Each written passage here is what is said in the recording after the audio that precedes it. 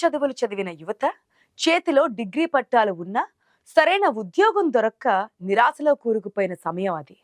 సరిగ్గా అప్పుడే వారి మొబైల్ ఫోన్కు ఒక సందేశం అంటే ఒక మెసేజ్ వచ్చింది. థాయిలాండ్ దేశంలో సాఫ్ట్వేర్ ఉద్యోగం, నెలకు లక్షల్లో జీతం, విమాన టికెట్లు, ఉండడానికి వసతి మాదే అంటూ ఆకర్షణీయమైన ప్రకటనలు కనిపిస్తాయి. సొంత దేశంలో వేల రూపాయల కోసం కష్టపడుతున్న యువతకు ఆ ప్రకటన ఒక బంగారు బాటలా కనిపిస్తోంది. తమ కుటుంబ కష్టాలు తీరబోతున్నాయని, విదేశాల్లో స్థిరపడవచ్చని కలలకంటూ వందలాది మంది భారతీయ యువకులు దళారుల వలలో చిక్కుకుంటున్నారు. ఇంటి దగ్గర తల్లిదండ్రులకు గొప్ప ఉద్యోగం వచ్చిందని చెప్పి ఆశీర్వాదాలు తీసుకొని విమానం ఎక్కుతారు. బ్యాంకాక్ విమానాశ్రయంలో దిగగానే దళారులు వారికి ఘన స్వాగతం పలుకుతారు. అక్కడి వరకు అంతా సవ్యంగానే ఉన్నట్లు కనిపిస్తోంది. కానీ అసలు కథ అక్కడే మొదలవుతోంది. బ్యాంకాక్ నుండి వారిని విలాసవంతమైన కార్లలో సరిహద్దు ప్రాంతాలకు తీసుకెళ్తారు. కార్యాలయం కొంచెం దూరంలో ఉంది, అక్కడే మీకు శిక్షణ ఉంటుంది అని నమ్మిస్తారు.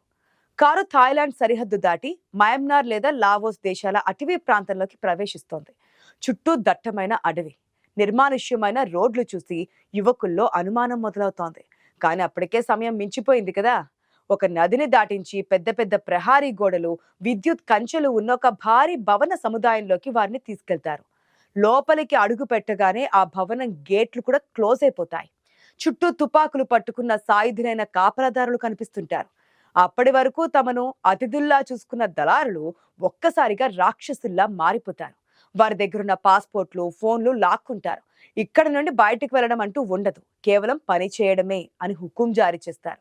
అది ఆఫీస్ కాదని, అదొక ఆధునిక బందీల శిబిరం అని అర్థమయ్యేసరికి ఆ యువకుల కాళ్ల కింద భూమి కదిలిపోతుంది.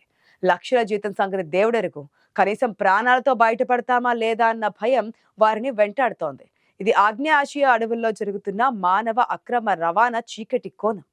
ఆ ఎత్తైన గోడల మధ్య బందీలుగా మారిన యువతకు అక్కడ నిర్వాహకులు కేటాయించే పని కంప్యూటర్ల ముందు కూర్చొని మోసాలకు పాల్పడడం. అవును, వారిని అక్కడికి రప్పించింది సాఫ్ట్వేర్ అభివృద్ధి కోసం కాదు, ఇంటర్నెట్ ద్వారా అమాయకులను మోసం చేయడం కోసం. దీనినే సైబర్ బానిసత్వం అంటారు. ఉదయం లేచిన దగ్గర నుండి అర్ధరాత్రి వరకు కంప్యూటర్ల ముందు కూర్చోబెట్టి విదేశాల్లో ఉన్న ధనవంతులను లక్ష్యంగా చేసుకుని వల వేయమంటారు. ఇందుకోసం వారికి ప్రత్యేక శిక్షణ కూడా ఇస్తారు. నకిలీ ప్రొఫైల్ సృష్టించడం, అందమైన అమ్మాయిల ఫోటోలతో ఆకర్షించడం, ప్రేమ పేరుతో నమ్మించడం, చివరకు వారి దగ్గర నుండి క్రిప్టో కరెన్సీ రూపంలో డబ్బులు పెట్టుబడి పెట్టించడం. ఇది వారి పని. ఈ పని చేయడానికి ఎవరైనా నిరాకరిస్తే వారికి అక్కడ నరకం కనిపిస్తోంది. ఆ చీకటి గదుల్లో యువకులను పెట్టే చిత్రహింసలు వర్ణనాతీతం. రోజుకు నిర్దేశించిన లక్ష్యాన్ని పూర్తి చేయకపోతే వారికి భోజనం కూడా పెట్టరు. గంటల తరబడి ఎండలో నిలబెట్టడం, కొరడాలతో కొట్టడం సర్వసాధారణంగా ఉంటుంది. ఇంకా దారుణమైన విషయం ఏమిటంటే విద్యుత్ షాక్లు ఇవ్వడం. పని చేయని వారి కాళ్లకు చేతులకు విద్యుత్ తీగలు తగిలించి షాక్ ఇస్తూ ఆ బాధను చూసి నిర్వాహకులు పైశాచికానందం పొందుతూ ఉంటారు. కొంతమందిని ఇనుప గొలుసులతో బంధించి కుక్కల మాదిరిగా నేల మీద అన్నం తినమంటారు. మహిళల పరిస్థితి చూస్తే మరీ దారుణంగా ఉంటుంది. అక్కడ జరుగుతున్న అకృత్యాలను బయట ప్రపంచానికి చెప్పడానికి వీలు లేదు, పారిపోవడానికి దారి లేదు. చుట్టూ పహారా కాస్తున్న సాయుధులు పారిపోవడానికి ప్రయత్నించినా వారిని కాల్చి చంపడానికి కూడా వెనుకాడరు. తమ కళ్ల ముందే తోటి స్నేహితులు చిత్రహింసలకు గురవుతుంటే ఏమీ చేయలేని నిస్సహాయ స్థితిలో మిగిలిన వారు వణికిపోతుంటారు. బ్రతకడం కోసం మోసం చేయడం తప్ప వారికి వేరే మార్గం కనిపించదు. ఒకప్పుడు గౌరవప్రదమైన జీవితం గడపాలని కలలు కన్న సాఫ్ట్వేర్ ఇంజనీర్స్ ఇప్పుడు ఆ అడవిలో డిజిటల్ దొంగలుగా, బానిసలుగా మారిపోవడం విధి విచిత్రం. వారి కన్నీటి చుక్కలు ఆ కంప్యూటర్ కీబోర్డుల మీద రాలుతున్నా ఆ గోడలు దాటి బయటకు రాలేకపోతున్నాయి. ఈ బందీల ద్వారా ఆ ముఠాలు నడిపిస్తున్న దందాను అంతర్జాతీయ పరిభాషలో పిగ్ బడ్జరింగ్ స్కామ్ అని పిలుస్తుంటారు. అంటే పందిని బాగా మేపి లావుగా తయారయ్యాక కోసినట్లు బాధితులను మొదట బాగా నమ్మించి వారి దగ్గర డబ్బున్నదని నిర్ధారించుకున్నాక మొత్తం ఆస్తిని కాజేయడం అన్నమాట. మయన్మార్, కంబోడియా సరిహద్దులోని ఈ క్యాంపుల నుండి మన దేశంలోని ప్రజలకు వచ్చే వాట్సాప్ మెసేజ్లు, ఫేస్బుక్ ఫ్రెండ్ రిక్వెస్ట్లన్నీ ఈ బందీల ద్వారా పంపినవే.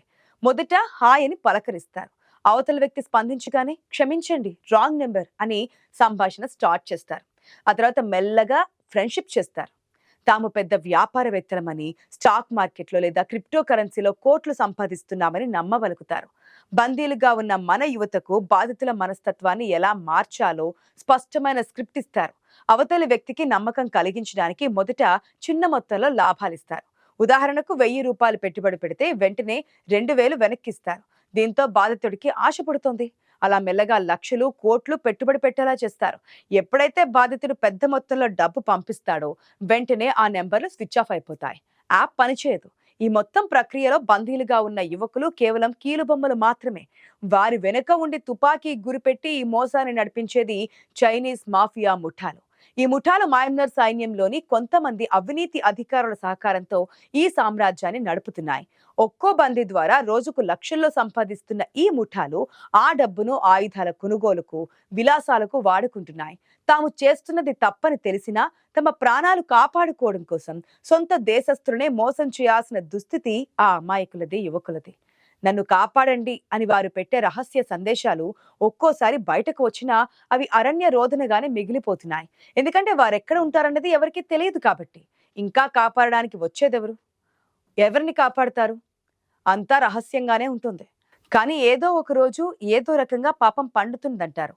అయితే ఏదో రకంగా ఈ నరక కోపం గురించిన గుట్టు రట్టైన తర్వాత భారత ప్రభుత్వం వెంటనే అప్రమత్తమైంది. బాధితుల కుటుంబ సభ్యుల ఆందోళనలు, తప్పించుకుని వచ్చిన కొద్ది మంది చెప్పిన భయంకరమైన నిజాలు కేంద్ర విదేశాంగ శాఖను కదిలించాయి. మయన్మార్, థాయిలాండ్, కంబోడియా, లావోస్ ప్రభుత్వాలతో భారత అధికారులు చర్చలు జరిపారు. రాయబార కార్యాలయాల ద్వారా ఆయా ప్రభుత్వాలపై ఒత్తిడి తీసుకొచ్చారు. ఆపై సదరు క్యాంపులపై దాడులు చేయించారు. దౌత్యవేత్తల కృషి ఫలించింది. భారత ప్రభుత్వం చేపట్టిన ఆపరేషన్ ద్వారా వందలాది మంది యువకులు విడుదలై స్వదేశానికి తిరిగి వచ్చారు. తిరిగి వచ్చిన వారి నోట ఆనాటి భయానక అనుభవాలు వింటుంటే గుండె తరుక్కుపోతోంది.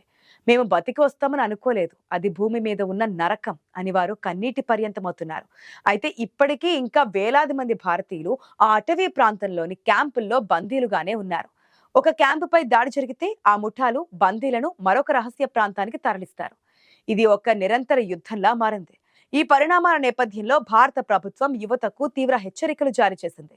ఈ ఏజెంట్ల మాటలు నమ్మి సరైన విచారణ లేకుండా థాయిలాండ్, మయన్మార్ వంటి దేశాలకు వెళ్లవద్దని సూచించింది. ఐటీ ఉద్యోగులని అబద్ధం చెప్పి లక్షలాది రూపాయల జీతం ఆశ చూపించి టూరిస్ట్ వీసాపై సాఫ్ట్వేర్ నిపుణులను దేశం దాటించే దళారుల పట్ల అప్రమత్తంగా ఉండాలని హెచ్చరించింది. విదేశీ ఉద్యోగాలకు వెళ్లే ముందు ఆ కంపెనీ వివరాలను క్షుణ్ణంగా పరిశీలించుకోవాలని, భారత రాయబార కార్యాలయాలను సంప్రదించాలని కోరింది. కానీ ఇవన్నీ ఎలాగైనా విదేశీ ఉద్యోగంలో స్థిరపడాలని ఆశించే యువతకు చెవికెక్కవు. నిరుద్యోగులు నిత్యం ఎదుర్కొనే సమస్యల ముందు ఈ భయాలన్నీ చిన్నవిగానే కనిపిస్తాయి. ఎలాగోలా ఉద్యోగం సంపాదించాలన్న ఆశ మంచిదే, కానీ ఆ అత్యాశ ఇప్పుడు ఎంతో మంది యువత ప్రాణాల మీదకు తెచ్చింది. ఈ కథనం కేవలం వార్త మాత్రమే కాదు, విదేశీ మోజులో పడి మోసపోతున్న యువతకు ఒక హెచ్చరిక. ఉద్యోగం పేరుతో మనల్ని బానిసలుగా మార్చే ఈ డిజిటల్ మాఫియా పట్ల ప్రతి ఒక్కరూ అప్రమత్తంగా ఉండాల్సిన సమయం ఆసన్నమైంది.